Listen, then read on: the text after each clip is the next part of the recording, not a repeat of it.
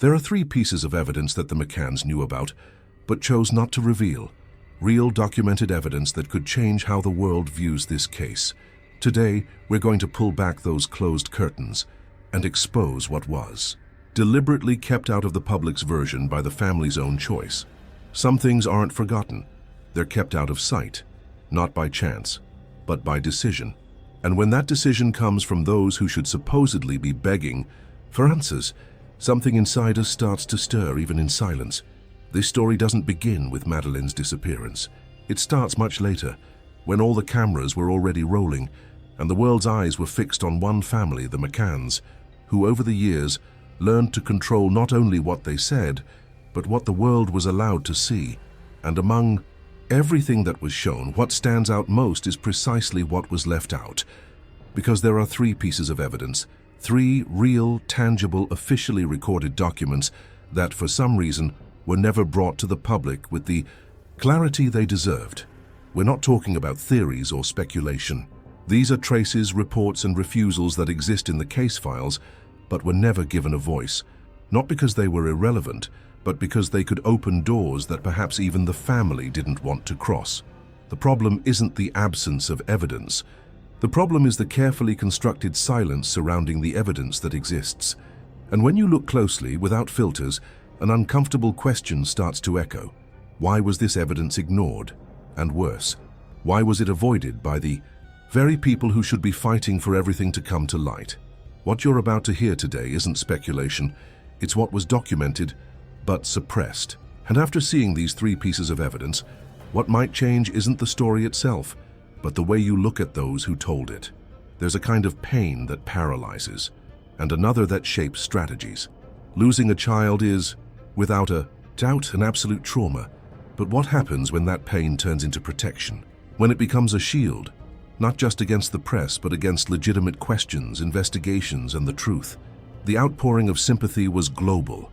The empathy, instantaneous. But over the years, inconsistencies began to surface. Contradictions piled up. And meanwhile, three pieces of evidence remained untouched, not because they lacked importance, but because of the discomfort they caused. We're not talking about guesses. We're talking about a scent that was detected, traces that were found, questions that were formally refused.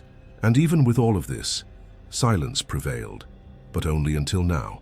Today, silence no longer protects, it reveals. And what these three pieces of evidence show isn't just what was hidden, but who decided to hide it. The curtain has been pulled back, and now that you know they exist, the only question that matters is, why were you never allowed to see them? If you still believe that truth isn't chosen, stay with me. You remember how it all began, don't you? That photo of Madeleine plastered across every newspaper, her eyes blown up on posters, shop windows, headlines, the entire press on one side hammering one narrative: the parents are suffering. And maybe they were. But over time, what became clear is that grief turned into a shield. Their pain became an argument, and anyone who dared to ask anything outside the script was seen as cruel. But something always bothered me. From the start, the McCanns story was too clean, too scripted.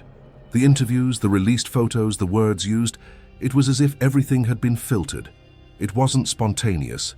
It was planned, almost like a campaign. And in this carefully staged scene, no one asked who was choosing what the world could see. The truth is, while the public watched this drama with tears in their eyes, a silent process was underway. Evidence was collected, questions were asked, but something strange happened. Parts of this investigation never reached the public. And the most serious part, it wasn't the police who hid them, it wasn't the courts, it was the parents themselves. Why would someone hide evidence in a case involving their own missing child? What kind of truth would be so heavy as to justify silence? And why did the press, which thrives on questions, become so comfortable with their silence? The answer might lie in how the McCanns' public image was carefully crafted, not as suspects, not as ordinary people, but as symbols, as a model couple, as perfect victims of an inexplicable tragedy. And once that image was accepted by the world, any truth that threatened it became too uncomfortable to be said out loud. You know that feeling when something seems off, but no one else seems to notice? That's what happened here. It wasn't just what the McCanns showed, It was, above all, what they didn't show, what they didn't say. The long pauses in interviews, the questions they refused to answer, the evidence they knew about but never shared. It wasn't a mission. It was a decision. Because silence, when it's a choice, becomes a strategy. And in this case, the strategy worked for years. While the world wept with them, the details that could change the entire narrative were locked in a box, hidden, inaccessible, without explanation. You notice this when you start seeing the patterns, the same rehearsed answers in press conferences, the neutral expressions, the absence of emotion where there should have been desperation, and most importantly, the complete shielding of the narrative, as if there were a script, and anything that deviated from it was too dangerous to face. The most disturbing part is that when doubts began to arise instead of answering, the McCanns doubled down. They didn't open up more, they didn't give deeper interviews, and they began to deny access to documents that, in any other case, would have been crucial to the investigation. This silence was sold as respect for their grief, but today, looking at it coldly, it feels much more like a shield, a mechanism of protection, not for their daughter's memory, but for the integrity of their image. And here's where things shift. It's no longer about what happened that night. It's about what they chose to hide afterward, because hiding isn't forgetting. It's maintaining control. It's preventing others from seeing what you already know and don't want to admit. With every piece of evidence ignored, every question left unanswered, the official narrative solidified, not through truth, but through repetition, through convenience, and through a collective refusal to confront the pain where it truly lies. Now, if this was indeed a pact of silence, perhaps the three pieces of evidence locked away in this story aren't just documents. Perhaps they're the exact point where the truth stopped being sought and started being avoided. The tension was already high, but what happened next completely changed the course of this story. It wasn't a public revelation. There was no press conference, no bold headlines. It was something quiet, and for that very reason, far more powerful. Two dogs were brought to the apartment where Madeleine was last seen, and there, in a space that had supposedly already been cleaned, something unexpected happened. One of them, trained to detect the odor of a cadaver, froze behind the living room sofa. The other, specialized in traces of human blood, grew restless in the same area. They weren't reacting to rumors. They were reacting to what bodies say when no one else can, and no one forced those signals, they just happened. But the silence began when this information surfaced. Instead of being shared with clarity, it was buried. The reports existed, the footage too, but everything was hidden behind neutral phrases, controlled gestures, and a pre-prepared narrative. And the strangest part? It was the family themselves who helped keep this information under wraps. They knew, but they never told. Days later, the scene repeated with the car the McCanns rented weeks after the disappearance. An ordinary car, rented late, but still it carried within it signs of the same odor and the same traces. Something there didn't add up. And once again, silence. At this point, investigators were surrounded by a mix of technical data and absurd social pressure. How do you accuse a mother? How do you face the public image of a couple who lost a daughter? But the body was speaking, the chemistry was speaking, and the fear was speaking too. But the loudest silence was yet to come. When Kate McCann was called to answer 48 questions, she sat before the investigators with hard eyes and a clenched jaw. It was a chance to explain, to pull back the curtain, to show there was nothing to hide. But she didn't answer. Out of the 48 questions asked, she refused 47, one by one, in silence. On legal advice, they said later. But what that silence carries is more than strategy. It's fear, it's calculation. It's the desire to keep intact a version that was already in circulation, carefully constructed and dangerously fragile. Among the unanswered questions were basic ones. Did you see anything strange that night? Why did you scream if the door wasn't forced? You were certain it was a kidnapping. Why? The problem wasn't what she said. It was what she refused to say. And for those already starting to see the cracks in the couple's public image, it was like watching the curtains sway, but not yet open.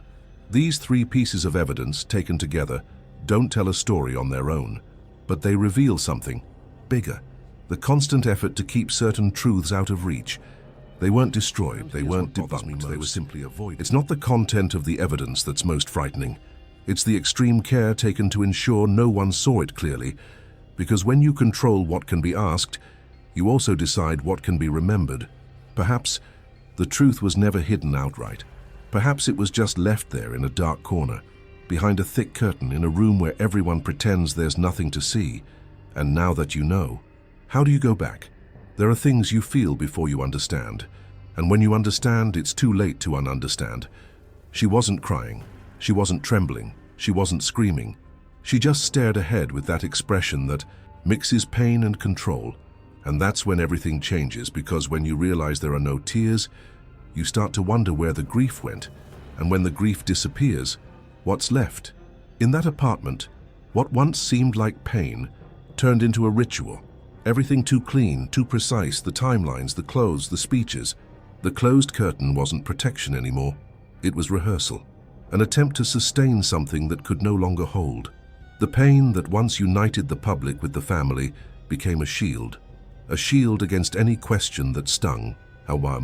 Can you doubt a mother who lost her daughter, they said.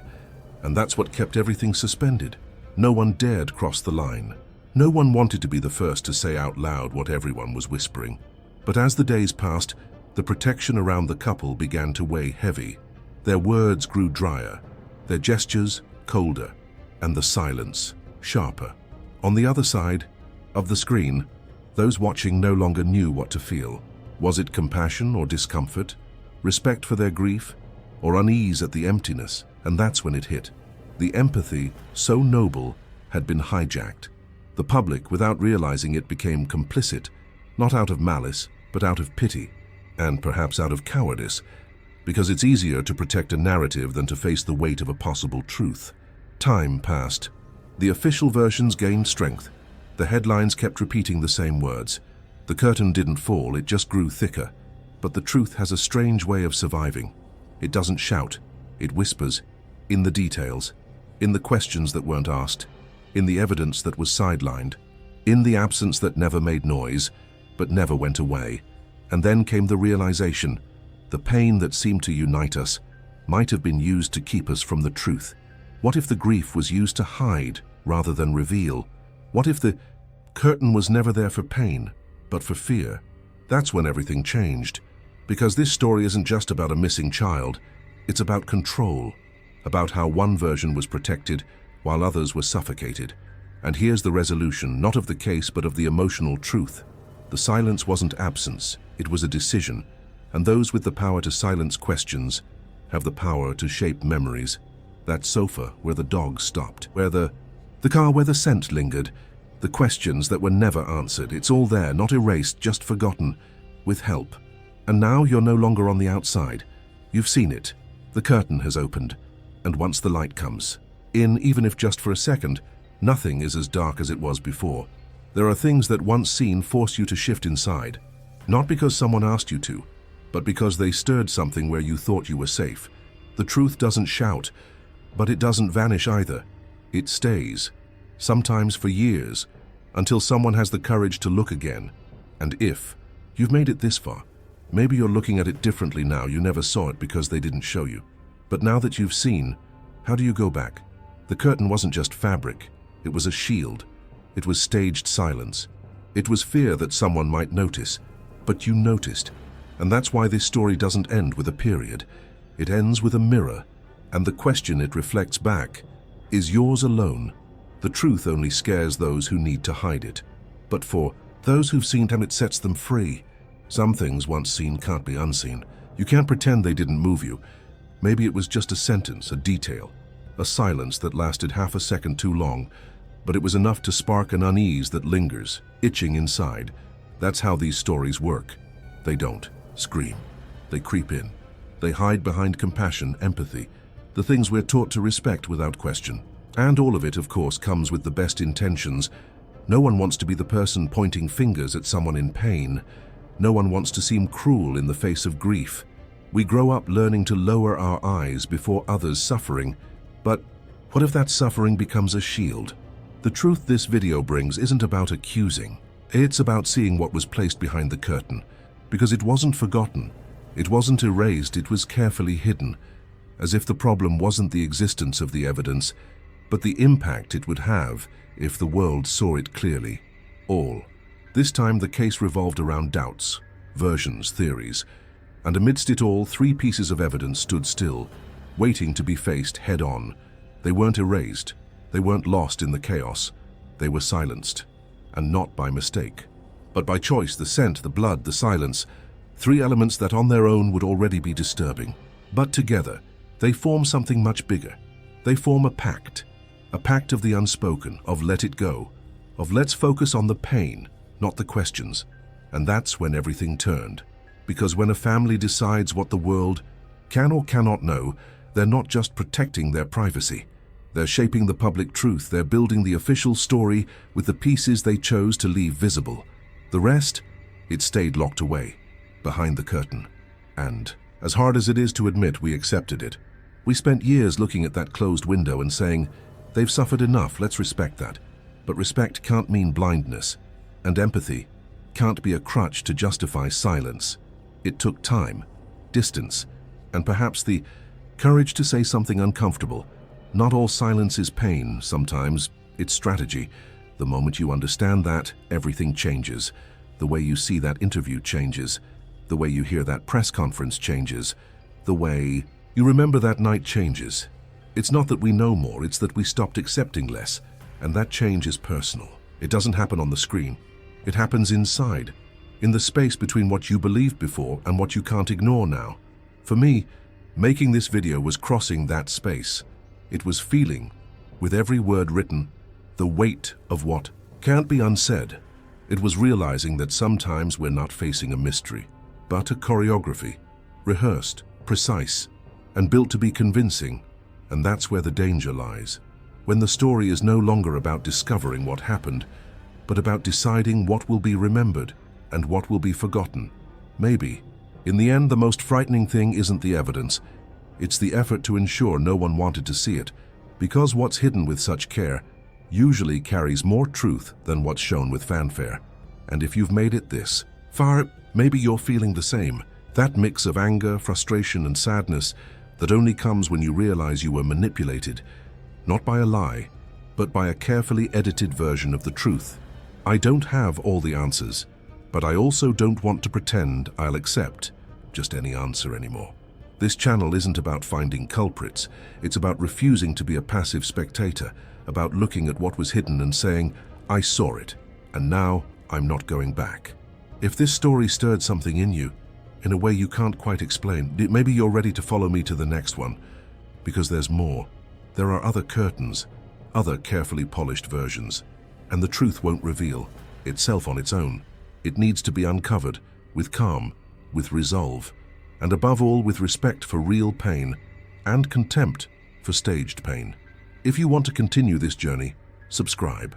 Not out of habit, but because you feel it's not over yet, because you know this story didn't end when the spotlights went out.